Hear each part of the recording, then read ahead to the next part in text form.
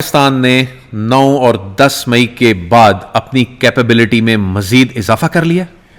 جب ہم امریکہ جاتے ہیں نا، جو فیلڈ مارشل صاحب جاتے ہیں، تو ظاہر ہے ان کا کچھ اسٹریٹجک ویژن بھی ہوگا، کچھ اور چیزیں بھی ہوں گی، لیکن جب آپ کے ایئر چیف جاتے ہیں تو وہ کچھ اور کام کرنے نہیں جاتے. ان کا ایک ہی مقصد ہے کہ میں اپنی کیپیبلٹی کو کس طرح انہینس کر سکتا ہوں. میں اس سے زیادہ نہیں کہوں گا. یعنی ایئر چیف کے حالیہ دورے بڑے اسٹریٹجک نوعیت کے تھے.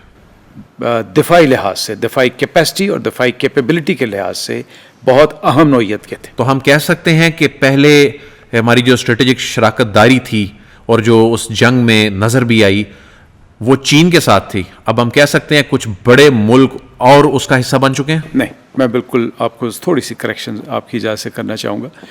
آپ نے جو یہ ہم نے ڈسکس بھی کیا تھا کہ جب یہ سارا سانحہ ہوا جس میں الحمدللہ آپ کے شاہینوں نے کمال کا مظاہرہ کیا، تو اس میں جو مین ٹیکنالوجی یوز ہوئی وہ J-10 کی تھی.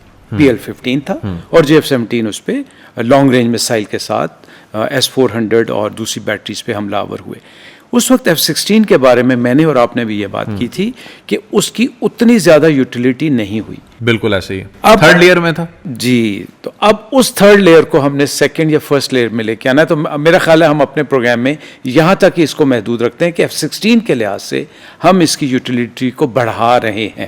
لیکن یہ آپ بڑی خبر اس طرح دے رہے ہیں کہ اگر اب آگے جنگ ہوتی ہے تو پہلی لیئر میں F-16 بھی آ سکتا F-16 آئیں گے بھی آ سکتا.